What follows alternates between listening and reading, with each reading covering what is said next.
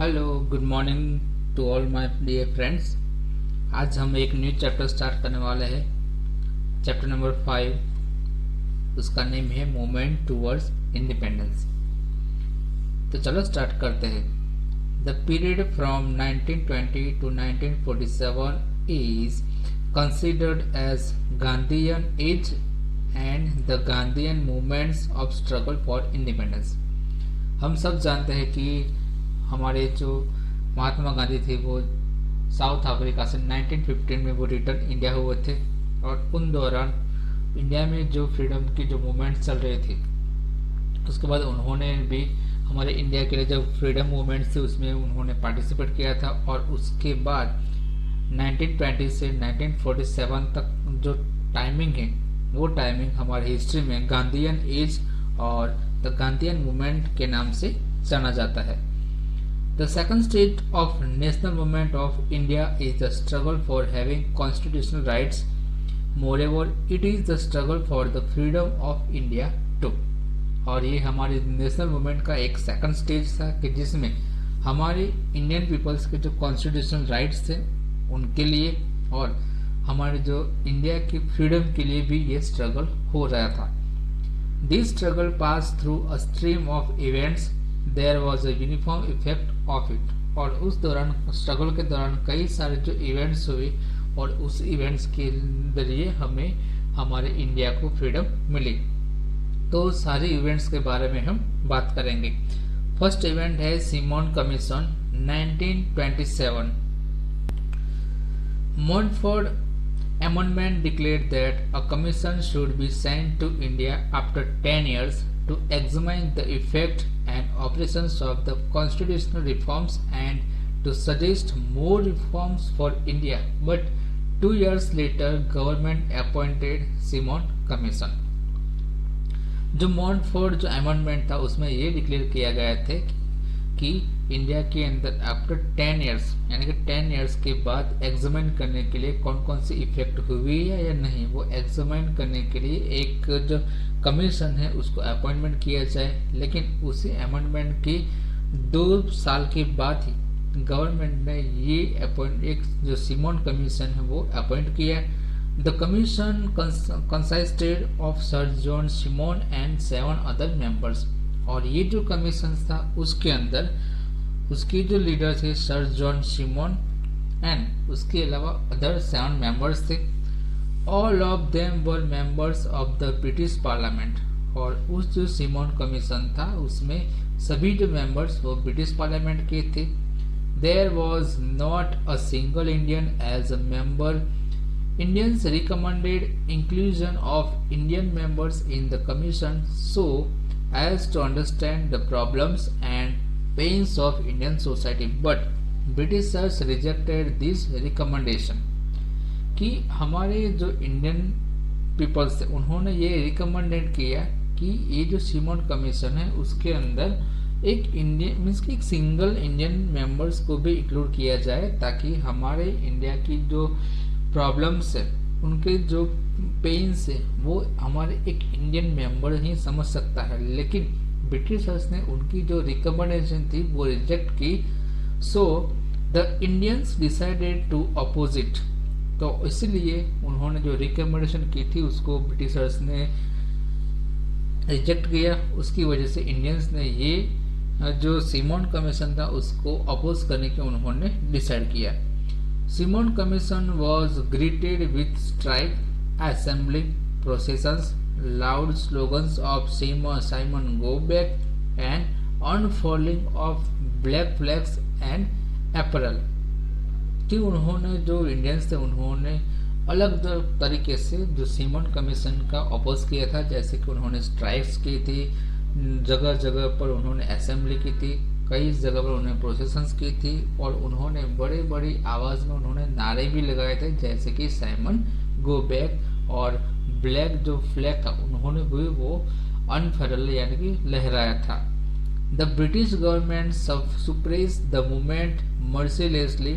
Lala Lajpat Rai, Govind Vallabh Bhai Patel, sir Govind Vallabh Bhai Pant and Jawaharlal Nehru became victims of oppressive policy of government. और Britishers ने ये जो मूवमेंट थी उसको रोकने के लिए उन्होंने मर्सिली बिहेवियर किया और उस बिहेवियर के लाने यानी कि लाठीचार्ज भी किया। और उस लाठीचार्ज में लाला लाजपत राय, गोविंद वल्लभ पंत एंड जवाहरलाल नेहरू उसके विक्टिम हुए, यानी कि उनको कई सारी पनिशमेंट हुई। The assistant police superintendent order lathi charge on Lala Lajpat Rai procession, और एक प्रोसेसन निकाली गई थी जिसके लीडर थे लाला लाजपत राय, और एक पुलिस जो सुपरिटेंडेंट थे उनके लीडर थे, उन्होंने लाठीचार्ज का ऑर्डर किया। और उसी लाठीचार्ज में लाला लाजपत राय वो सीरियसली इंजर्ड हो गए। Few months later he pass away. The news of लालाजी's death incited Veer Bhagat Singh, Sukhdev, Rajguru and therefore they killed Saunders. कि लाहौर के दौरान जो लाला लाजपत राय के लीडरशिप में एक जो प्रोसेसन निकाली गई थी, उसी प्रोसेसन में एक जो पुलिस सुपरिटेंडेंट थे उन्होंने लाठीचार्ज का ऑर्डर किया, और उसी लाठीचार्ज में लाला लाजपत राय सीरियसली इंजर हो गए और उनको एक हॉस्पिटल में उनकी ट्रीटमेंट के दौरान उनकी मौत हो गई। और उनकी ये जो मौत हुई थी उसी मौत को सुनकर, मौत की जो न्यूज़ है वो सुनकर भगत सिंह, सुखदेव एंड राजगुरु है उन्होंने सॉन्डर्स जो सुपरिटेंडेंट थे पुलिस के उनकी हत्या कर दी।